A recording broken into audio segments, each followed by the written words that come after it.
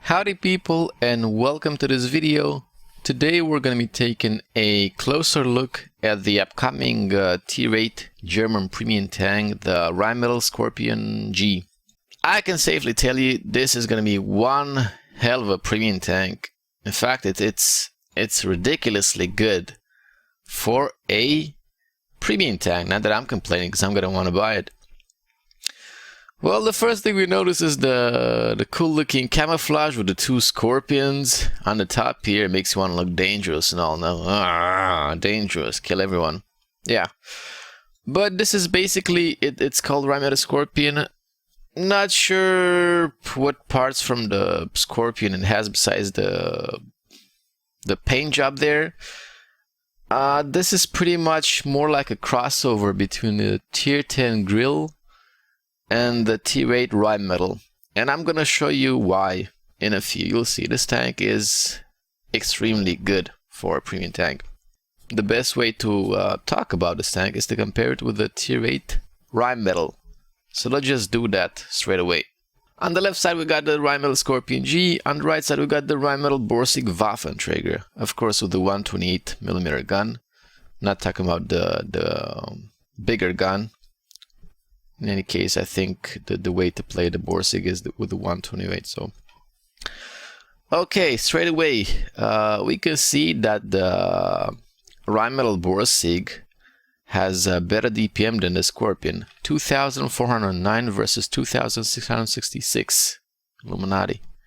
So, DPM-wise, the Skorpion is going to be a little bit worse.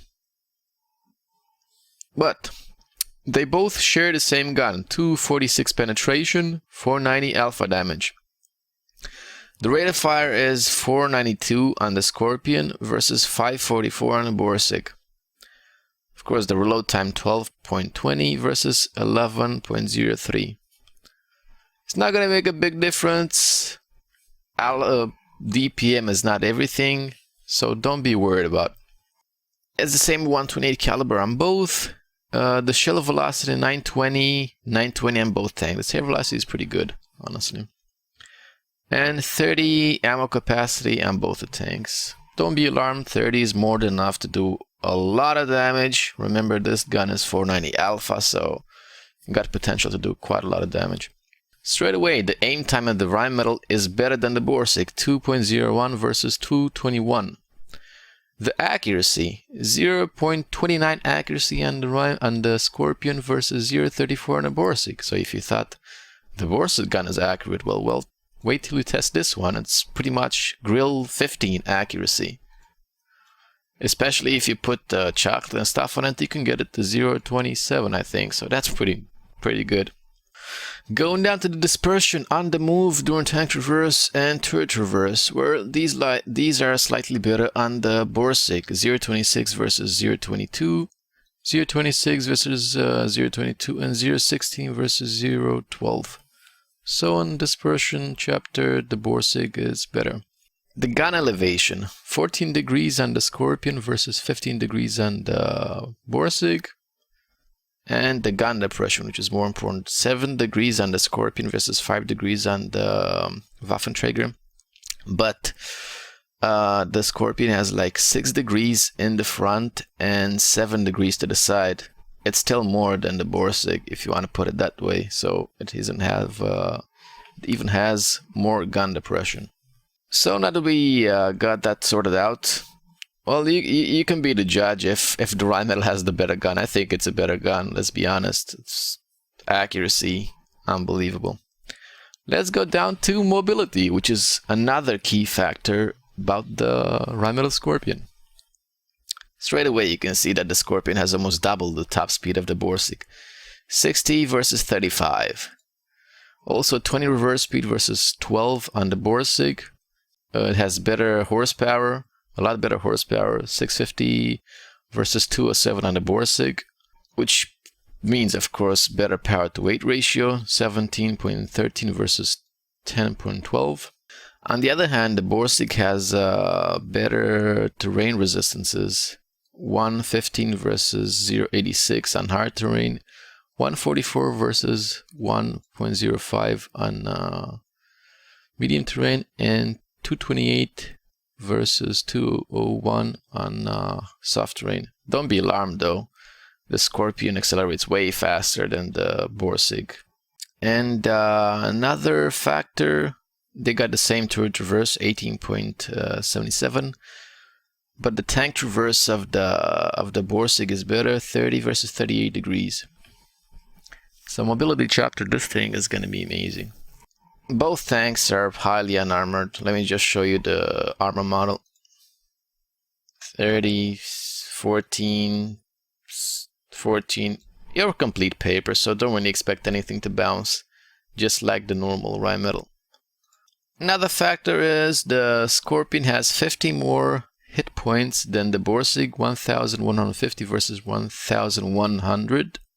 Better engine health, 200 versus 80, even though every time I get hit in the Skorpion the engine goes down, so don't know if much of a difference. Okay, going a bit lower, both tanks have the same view range, 360. Camouflage not listed yet. I'm gonna show you a comparison in game. The fire chance, 20% on the Rheinmetall versus 15 on the Borsig. I think I played 25 games in the Rheinmetall so far, and I haven't burned one, so not sure if it's a big problem. Also, the shell cost is the same, 1070 for both. Okay, let me show you the, well, I'm gonna show you the camo values with the tanks with their in-game stuff. So on the Rheinmetall, with I got full camo crew on this one. Don't be fooled, it has a lot of skills, but not all of them are crucial. I'm gonna tell you after.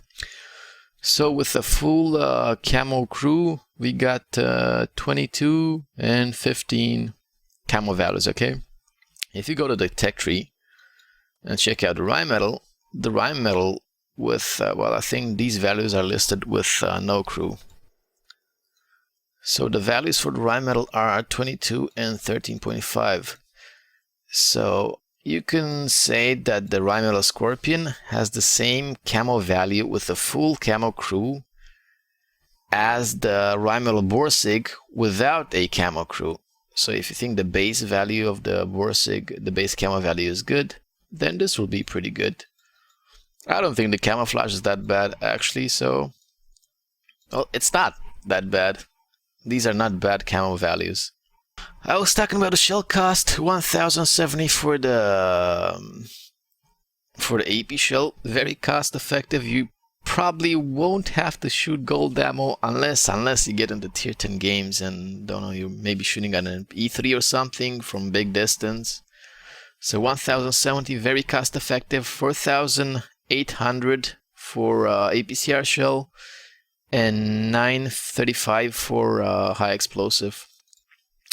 Of course, the APCR shell has 311 penetration. Just think about it, how much potential this premium tank actually has.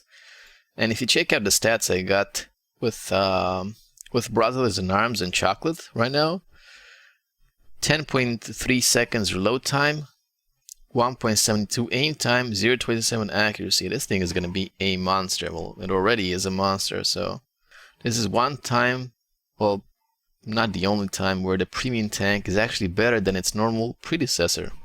As far as for equipment, I would recommend you guys going for a gun rammer. Enhanced gun laying drive, it will give you like 0.20 on the aim time. I could tell the difference. Not a biggie, but I would recommend it.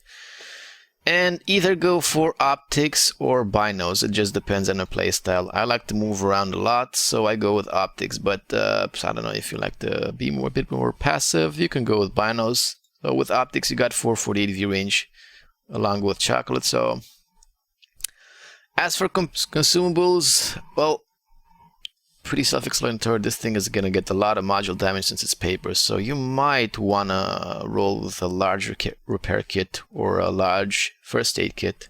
It's up to you. I'm not doing it. It worked just fine with small ones. And of course the chocolate to improve the overall capabilities of the tank. As for the crew skills, like I said, don't be alarmed by a million crew skills I got here. Only like 4 crew skills are important, so you need 6 cents on the commander and repairs and everything else. You need the V-range skills, recon and situation awareness. You need the gun handling skills, smooth ride and snapshot. You need safe stowage and a camouflage and BIA. Okay, so I think we talked about the tank enough. Let's see a game with this little beast and see what it can actually do. Okay, fellas, we're on Westfield with the Rheinmetall Skorpion. If you paid a little bit of attention, there is another Rheinmetall Skorpion test on the enemy team. We gotta show them I was done. So they don't really have that much gun depression. I'm gonna and armor, and they got a lot of cooldown tanks, possible cooldown tanks. I'm gonna go in the city. I'm gonna go behind this little house here with not so little, and I'm gonna patiently wait for spots on the 9-0 line. Of course, I don't need to only do this. I could also like check the city to see if there's any tanks coming in and shoot them. But for now, we're gonna wait here and see what's happening. Obviously I can go up and brawl, so let's just chill for a little bit and see where the enemies are going. Take a look at accuracy though. Small reticle. There's an empty there. I'm gonna try to get a shot on them. Yeah, but I missed him. It's really annoying, this bug where you can't see the outline behind vegetation. But there's two IS-3s here in the back, so I'm gonna go shoot them in. Like, one of them is completely open to the side. So if you use the third-person view, you can actually shoot them. There you go. Use third-person view. That's the easiest way probably to shoot over obstacles, since you can't really actually see the tank. There's obstacles in front of them. Just use third-person view and aim on them. It's gonna be the same. Alright, go take a look at that alpha damage, man. We already got 1k damage in 2 shots. How can I not like this tank? I don't know. Now, let me see if I can finish that IS-3 now. There we go. Finish the IS-3. I feel like I should go up and do damage, since nothing much is happening at the 9-0 line.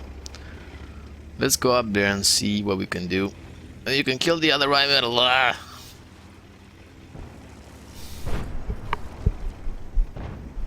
No, he's running away.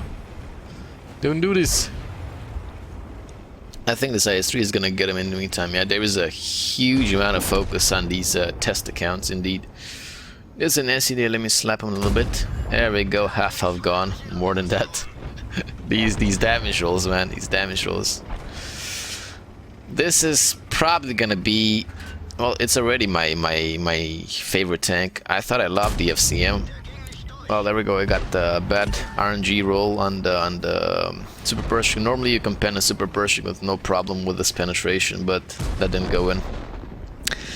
Like I was saying, I thought the FCM was my favorite premium tank, but after playing this one, I don't really feel like I want to play anything else, man. Like, speed, this gun.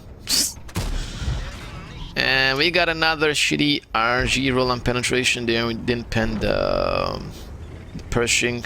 Like I said, he should be able to pen it with no problem. Well, let's try again. He's shooting at somebody else. There we go. Third time's a charm, boys. Third time's a charm. Let me see if I can shoot him again. I gotta stay behind the house because there's a tank sniping me from the bridge.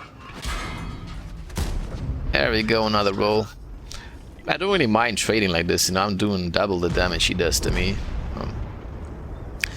Okay, I'm gonna move towards the 9-0 line and shoot the remaining of the tanks.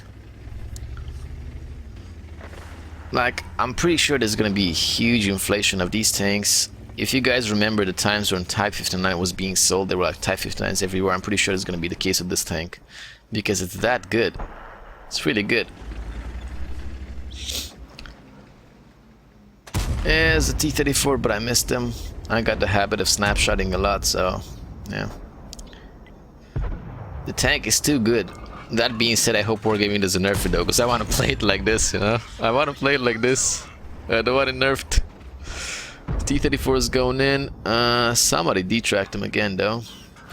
Check out the accuracy. Okay.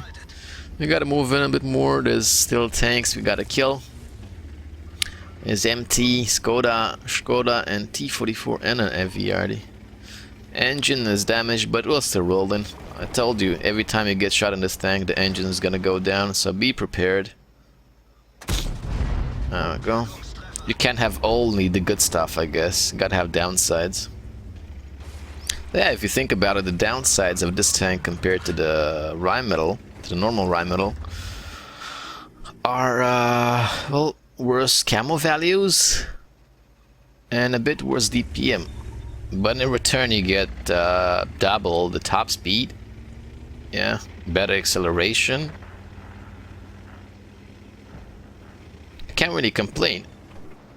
Gun is pretty much, the gun is actually better. There's a snapshot. Gun is actually better. 0.30 accuracy compared to 0.35. Please don't go. Come on, Skoda, come back, come back, come back. There we go, man. It's all about that accuracy. I gotta go up here and kill the MT. He's probably climbing up the one line, so let's just go and do that. Yeah, it's really like a crossover between the grill and the Rheinmetall. It has the same strong points as the grill, huge top speed, and super good gun. It's actually even better than the grill, I might say, because this one has a fully rotated turret, while the grill turret, I think, rotates 50 degrees each side. So, okay, let's see the MT. Where you at, little friend? There we go, you're mine. Boom, got the kill.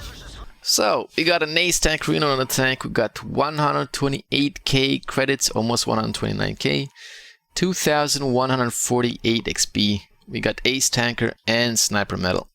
We ended up the game with 4870 damage, 5 kills, 1302 base XP. We also got 980 assist damage. And the part which everyone wants to know, how much money did I make? I made 86k, almost 87k profit. We lost 20k because we're running chocolate. We didn't have to use any gold ammo, so without chocolate we would have had 100k easy. Like I said, well, 4,800, that's like what, 10 shots of damage. It's very cost effective, I would say, especially if you hit all your shots, and I kind of snapshotted. Very cost effective. 86k profit for 10 shots, that's pretty good. Very good.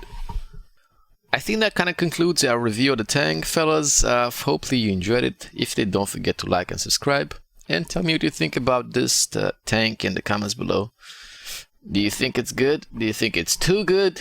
Well, let me know. I personally love it. I will be looking forward to play with it and probably grind gun marks on it.